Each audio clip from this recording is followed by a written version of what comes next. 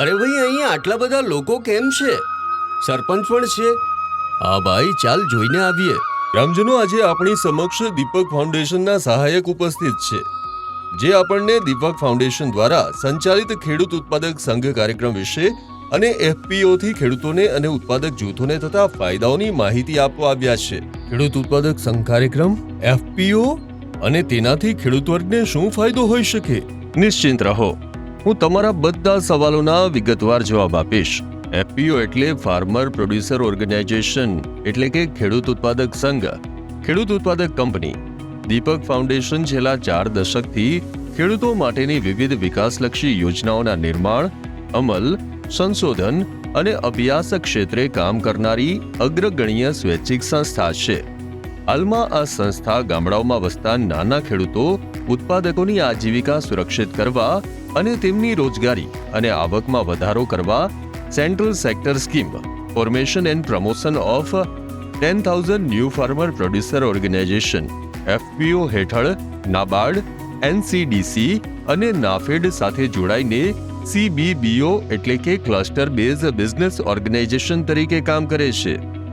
આ યોજના હેઠળ આ સંસ્થા છેલ્લા 2 વર્ષમાં ગુજરાતના વડોદરા, ભરૂચ, મોરબી, છોટાઉદેપુર, નર્મદા અને પંચમહાલ જિલ્લામાં 20 એફપીઓઝ અને ઝારખંડમાં 5 એફપીઓ કરી રહી છે. એફપીઓ ખેડૂતો માટે અને ખેડૂતો દ્વારા ચલાવાતી ખેડૂત માલિકીની સંસ્થા છે. આ સંસ્થાના માલિક ખેડૂત સભાસદો છે. આ સંસ્થા દ્વારા થતી કમાણી કે તેના લાભોનું વિતરણ તેના સભાસદોમાં થાય છે. દીપક ફાઉન્ડેશનનું મુખ્ય કાર્ય જે તે તાલુકામાં ખેડૂત સમૂહની ઓળખ કરી ત્યાં એફપીઓ બનાવવા જરૂરી સર્વે કરી તેની શક્યતાઓ તપાસી એફપીઓ સ્થાપી એફપીઓના સભાસદો, board of director, chief executive officer તેમજ એકાઉન્ટન્ટ વગેરેને પ્રશિક્ષિત કરી એફપીઓમાં તેની ભૂમિકા અને જવાબદારી વિશે તેમને માહિતગાર કરી સમયાંતરે કેપેસિટી બિલ્ડિંગ ટ્રેનિંગ આપવી તેમજ બોર્ડ ઓફ ડિરેક્ટર સાથે રહી એફપીઓ માટે બિઝનેસ પ્લાન બનાવવા તેમજ એફપીઓના બિઝનેસ માટે માર્કેટ તેમજ આર્થિક જોડાણ માટે મદદ કરવી છે. એફપીઓ દ્વારા જથ્થાબંધ ખરીદી કરી તેના સભ્યોને વ્યાજબી દરે ગુણવત્તાયુક્ત સામગ્રી જેમ કે જંતુનાશકો, ખાતરો, બિયારણો, પશુ આહાર વગેરે જેવી સગવડો પૂરી પાડે છે. એફપીઓ દ્વારા ખેડૂતોને જે તે વિસ્તારના ખેત ઉત્પાદનમાં મૂલ્ય વૃદ્ધિ કરી એફપીઓ પોતાની બ્રાન્ડથી માર્કેટમાં પ્રોડક્ટને મૂકી ખેડૂતોને પોતાના માલના વેચાણ ઉપરાંતના નફાની વહેંચણીમાં ભાગીદાર કરે છે. એફપીઓ દ્વારા ખેડૂતોને ખેતીના પ્રતિ એકર ખર્ચ ઘટાડવા માટે વૈવિધ્યપૂર્ણ હાયરિંગ સેવાઓ, કલ્ટિવેટર, ટીલર, સ્પ્રિંકલર્સ, હાર્વેસ્ટર વગેરે ભાડેથી પૂરા પાડે છે અને ફાર્મ લેવલ પ્રોસેસિંગ પ્રવૃત્તિ જેમ કે સફાઈ, ગ્રેડિંગ, પેકિંગ કરી અને ખેત પેદાશોના સારા ભાવ આપે છે.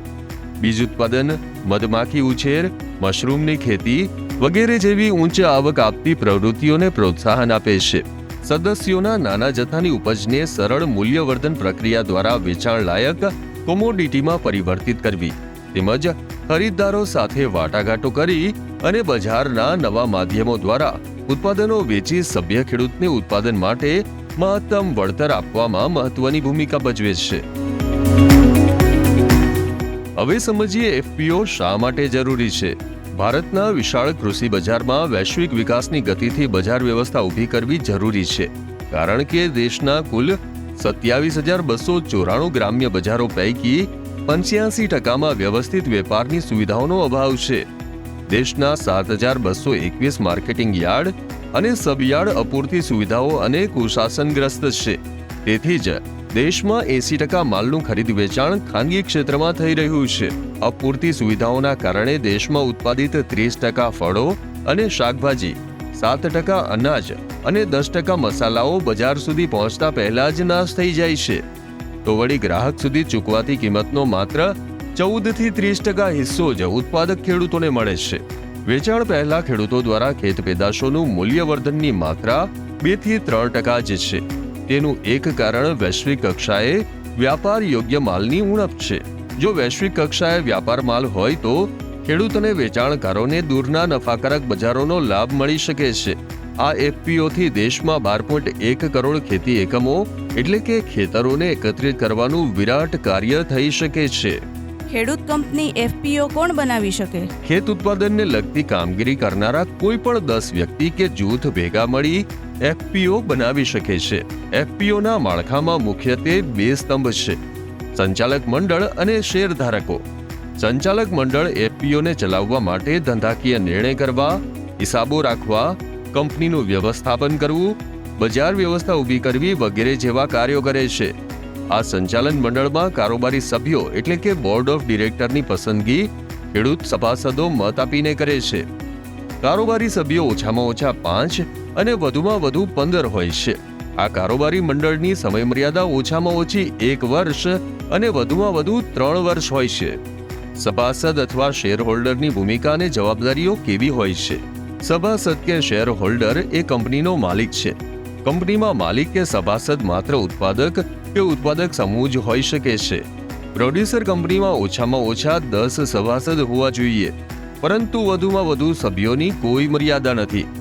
સભાસદની મુખ્ય જવાબદારીઓની વાત કરીએ તો ડાયરેક્ટર્સ અને ઓડિટરની નિમણૂક કરવી, કંપનીઓના મોટા અને નીતિ સંબંધિત નિર્ણયો લેવા, ઓડિટેડ હિસાબો, વાર્ષિક અંદાજપત્ર, ડિવિડન્ડ અને બોનસને મંજૂરી આપવી વગેરે જેવા હોય છે. સભાસદો તેમની સત્તાનો પ્રયોગ સાધારણ સભા મારફત કરે છે. સંચાલન મંડળમાં ડાયરેક્ટર્સની હોદ્દાની મુદત કેટલી?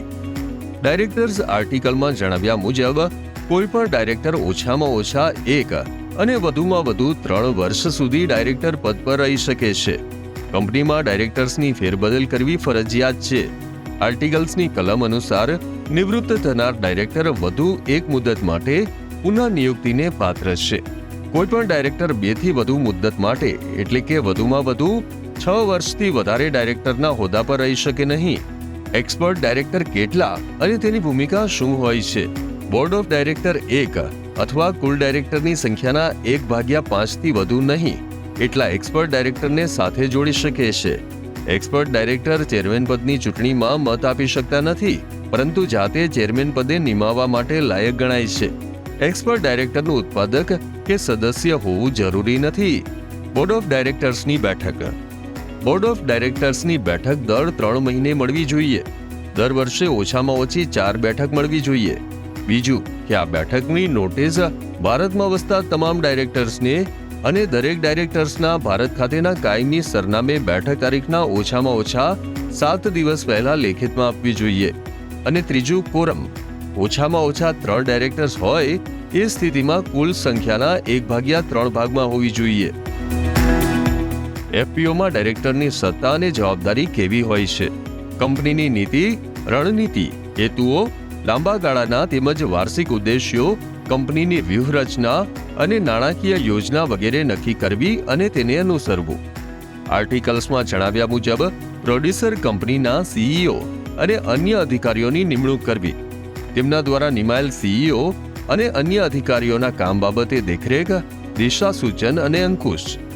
હિસાબી ચોપડા નિભાવવા તથા સાધારણ સભામાં રજૂ કરવા માટે વાર્ષિક હિસાબો, ઓડિટ રિપોર્ટ અને ઓડિટર્સ દ્વારા માંગવામાં આવેલ સ્પષ્ટતાઓ તૈયાર કરાવવા. પ્રોડ્યુસર કંપનીના કામ અર્થે મિલકતોની ખરીદી અને નિકાલ. પ્રોડ્યુસર કંપનીના કામકાજ અર્થે ભંડોળનું રોકાણ. પ્રોડ્યુસર કંપનીની ધંધાકીય પ્રવૃત્તિના ભાગરૂપે ડાયરેક્ટર કે તેના સંબંધી ન હોય એવા સભાસદ માટે લોન કે એડવાન્સ મંજૂર કરવા. ભાવ વધારાની રકમ અને પેટ્રોનેજ બોનસ વિશેની ભલામણ જે તે સાધારણ સભામાં મંજૂર કરવાની હોય. નવા સભાસદોને દાખલ કરવા, ફરજ પાલન અને કામકાજની સત્તાની રૂએ જે કંઈ જરૂરી હોય તે તમામ પગલાં લેવા કે કામ હાથ પર લેવા ડાયરેક્ટર્સ તેમની સત્તાનો પ્રયોગ સંયુક્તપણે અને બોર્ડ ઓફ ડાયરેક્ટર્સની બેઠકો મારફતે કરે છે. એફપીઓમાં ચીફ એક્ઝિક્યુટિવ ઓફિસર એટલે કે સીઈઓની સત્તા અને જવાબદારી. આ એક કાયદાકીય હોદ્દો હોવાથી દરેક કંપનીએ સીઈઓની નિમણૂક કરવાની હોય છે. સીઈઓ એ કંપનીનો વેતનદાર કર્મચારી છે. સીઈઓ પદ નિયુક્ત ડાયરેક્ટર્સ ગણાય છે અને તેની અન્ય ડાયરેક્ટર્સની જેમ ફેરબદલ થતી નથી. બોર્ડ ઓફ ડાયરેક્ટર્સના માર્ગદર્શન મુજબ કંપનીનું સંચાલન કરવું, કંપનીની પ્રગતિ વિશે બોર્ડ અને શેરધારકોને માહિતગાર કરવા, કંપની વતી નાણાકીય લેવડ દેવડ કરવી, કંપનીની રોકડ તેમજ અન્ય સંપત્તિની સુરક્ષાનો બંદોબસ્ત કરવો, કંપની વતી દસ્તાવેજો પર સહી સિક્કા કરવા, કંપનીનું વાર્ષિક અંદાજપત્ર તૈયાર કરી મંજૂર કરાવવું, કંપનીના હિસાબોનું ઓડિટ કરાવવું, વાર્ષિક અહેવાલ તૈયાર કરી પ્રકાશિત કરવો, કર્મચારીઓની નિમણૂક કરવી, બોર્ડને રણનીતિઓ બનાવવામાં મદદ કરવી, બોર્ડને કાનૂની મામલાઓમાં સલાહ સૂચન આપવા. એફપીઓમાં વાર્ષિક સાધારણ સભા ક્યારે અને કેવી રીતે મળે?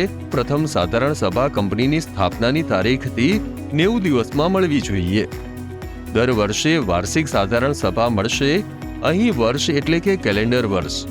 પ્રોડ્યુસર કંપનીના સભાસદો અને ઓડિટરને સાધારણ સભાની તારીખ, સમય અને સ્થળ દર્શાવતી લેખિત નોટિસ સભાસદને ઓછામાં ઓછા 14 દિવસ પહેલા અપાવવી જોઈએ.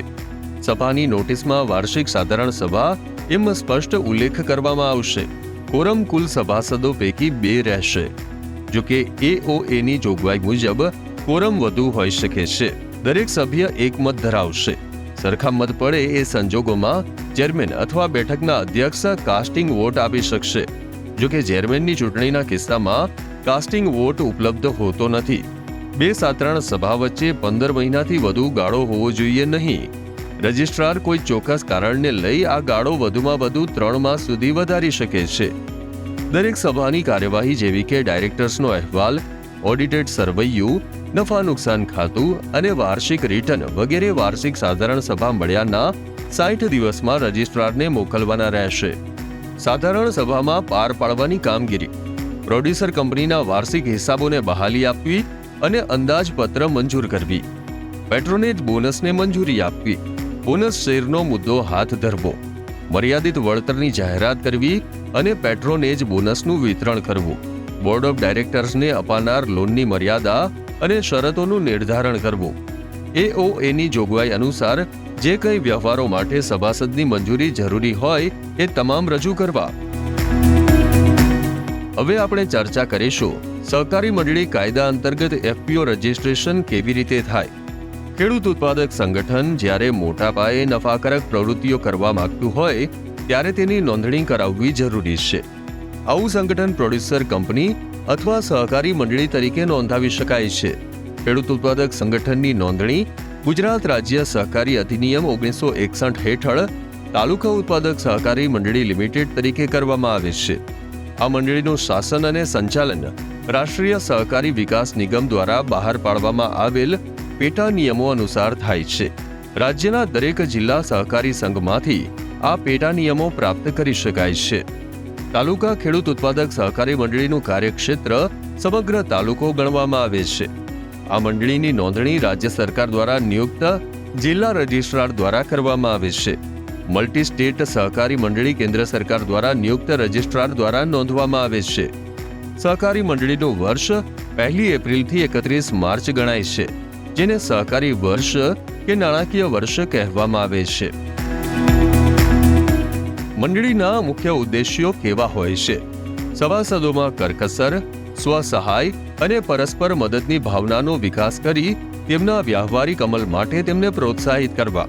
મંડળી માટે નાણાકીય સંસાધનો પ્રાપ્ત કરવા. સભાસદો પાસેથી સબસ્ક્રિપ્શન કેન્દ્ર અને રાજ્ય સરકાર પાસેથી અનુદાન, ખાનગી સંસ્થાઓ અને વ્યક્તિઓ પાસેથી સિક્યુરિટીઝ અને એન્ડોવમેન્ટ્સ ફંડ મેળવવા.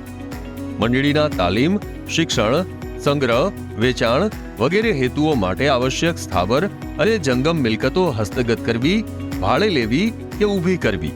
સભાસદોને વાવેતરથી શરૂ કરી અંતિમ ઉપભોક્તા સુધી પહોંચવા સુધીની તમામ સેવાઓ જેમ કે ઇનપુટ્સ, પ્રોસેસિંગ, માર્કેટિંગ અને પરિવહન જેવી સેવાઓ પૂરી પાડવી અને સમયાંતરે તેમાં નવી સેવાઓ ઉમેરવી. ટ્રેક્ટર અને સાધનોની ખરીદી, કૂવાઓના નિર્માણ, પાઇપલાઇન નાખવા માટે સભ્યોને લોન આપવી. સભાસદો પાસેથી માલ ખરીદી તેનો સંગ્રહ, મૂલ્યવર્ધન અને પેકેજિંગ કરવું. સભ્યોને માલ વેચાણમાં નડતી સમસ્યાઓ જેવી કે ભાવમાં વધઘટ, વજનમાં ઘટ, પરિવહન ખર્ચ, ગુણવત્તા જાળવણી, મજબૂરીમાં વેચાણના નિરાકરણ માટે સીધી માર્કેટિંગ સેવાઓ પૂરી પાડવી. મંડળીમાં સભ્યપદ કેવું હોય? મંડળીમાં નીચે જણાવ્યા પ્રકારના સભ્યો રહેશે. પ્રમોટર સભ્યો એટલે કે નોંધણી માટેની અરજીમાં સામેલ વ્યક્તિઓ. બીજું, પેટા કાયદા. પેટા કાયદા અનુસાર સ્વીકૃત સામાન્ય સભ્યો, નોમિનલ અથવા સહયોગી સભ્યો. મંડળીમાં શેર અને શેરમૂડી કેવી હોય? મંડળીમાં શેર અને શેરમૂડીની સભાસદ ફી ₹10 રહેશે. એક શેરનું મૂલ્ય ₹100 રહેશે. અધિકૃત શેરમૂડી 30 લાખ રહેશે.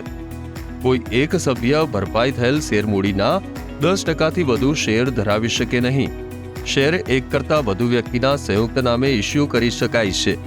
જે વ્યક્તિનું નામ શેર સર્ટિફિકેટમાં લખેલ હોય તે તમામ હક, ડિવિડન્ડ અને સૂચના મેળવવાને હકદાર રહેશે. ખેડૂત સદસ્ય 2 વર્ષથી ઓછા સમય માટે શેર ધારણ કર્યા પછી બોર્ડ દ્વારા મંજૂર કરેલ વ્યક્તિને તેનો હિસ્સો અથવા શેર ટ્રાન્સફર કરી શકે છે. મંડળીમાં સામાન્ય સભા. એફપીઓના વ્યવસાય સંબંધિત તમામ બાબતોમાં અંતિમ સત્તા સામાન્ય સભાની હોય છે. એફપીઓ પ્રથમ સામાન્ય સભા નોંધણીના 90 દિવસમાં બોલાવવી જોઈએ. સામાન્ય સભા એફપીઓના કાર્યક્ષેત્રમાં બોલાવવાની હોય છે. સામાન્ય સભા માટે 14 દિવસની લેખિત નોટિસ આપવી જરૂરી છે. સામાન્ય સભા માટેનું કોરમ 50 સભ્યો અથવા કુલ સંખ્યાના 1/5 ગણવામાં આવશે. સામાન્ય સભામાં કરવામાં આવતી કામગીરીઓ: બોર્ડ ઓફ ડિરેક્ટરની પસંદગી કરવી, ચેરમેનની પરવાનગી સાથે કોઈપણ વ્યવસાય સંબંધિત વિચારણા અને નિર્ણયો, વાર્ષિક હિસાબ અને અહેવાલની સમીક્ષા કરવી અને મંજૂર કરવા, ઓડિટ રિપોર્ટ ધ્યાનમાં લેવો, રજિસ્ટ્રાર દ્વારા સૂચવાયેલ ઓડિટર્સ કે ઓડિટર્સની પેનલમાંથી ઓડિટરની નિમણૂક કરવી અને તેનું મહેનતાણું નક્કી કરવું, અનામત અને ભંડોળ ઊભા કરવા અને તેના ઉપયોગની સમીક્ષા કરવી, પાછળના વર્ષના વધારાના બજેટ ખર્ચને મંજૂરી આપવી, આવતા વર્ષ માટે બોર્ડ દ્વારા તૈયાર કરેલ એફપીઓના વાર્ષિક આયોજનને મંજૂરી આપવી, બોર્ડ દ્વારા તૈયાર કરવામાં આવેલ વાર્ષિક બજેટને મંજૂરી આપવી, પેટા નિયમ અનુસાર ચોખ્ખા નફાની ફાળવણી કરવી, પેટા કાયદામાં સુધારો કરવો. Board of director. મંડળીના સંચાલક મંડળને બોર્ડ ઓફ ડિરેક્ટર, નિયામક મંડળ, ગવર્નિંગ બોડી, મેનેજિંગ કમિટી કે વ્યવસ્થાપક કમિટીના નામથી ઓળખવામાં આવે છે. બોર્ડ ઓફ ડિરેક્ટરની મુદ્દત 5 વર્ષની રહેશે. બોર્ડ ઓફ ડિરેક્ટરમાં વધુમાં વધુ 21 સભ્યો રહેશે, જે પૈકી 12 સભ્યો સામાન્ય ખેડૂત વિભાગમાંથી, 2 સભ્યો નાના અને સીમાંત ખેડૂત અનામત વિભાગમાંથી, 2 સભ્યો મહિલા અનામત વિભાગમાંથી, 1 સભ્ય અનુસૂચિત જાતિ અને અનુસૂચિત જનજાતિ વિભાગમાંથી, 4 એડવાઇઝરી સભ્યો જેમાં નાબાર્ડ, લીડ બેંક, આત્મા, જિલ્લા સહકારી સંઘ, ખેતીવાડી અધિકારી. 21 ઉપરાંત 2 સભ્યોને પ્રોફેશનલ ડિરેક્ટર તરીકે નિયુક્ત કરી શકાય છે. આ ડિરેક્ટર બેન્કિંગ, ફાઇનાન્સ, મેનેજમેન્ટ કે લીગલ ક્ષેત્રમાંથી હોઈ શકે. આ ડિરેક્ટરને મતદાન કરવાનો કે મંડળીનું પ્રતિનિધિત્વ કરવાનો અધિકાર નથી. તેઓ માર્ગદર્શકની ભૂમિકામાં છે. કોઈ સંચાલકીય, નાણાકીય કે વહીવટી જવાબદારી સંભાળી શકતા નથી. એડવાઇઝરી સિવાયના ડાયરેક્ટર્સની પસંદગી ઉત્પાદક સભ્યો દ્વારા સામાન્ય સભામાં કરવામાં આવશે. ચેરમેન, વાઇસ ચેરમેન, ખજાનચીની વરણી પછીની પ્રથમ બોર્ડ ઓફ ડિરેક્ટરની બેઠકમાં કરવામાં આવશે. અરે વાહ! એફપીઓ ખેડૂત વર્ગ હિત માટે ખૂબ જ પ્રશંસનીય અને લાભદાયી કાર્ય કરી રહ્યું છે. જી હા, અને કરતું રહેશે.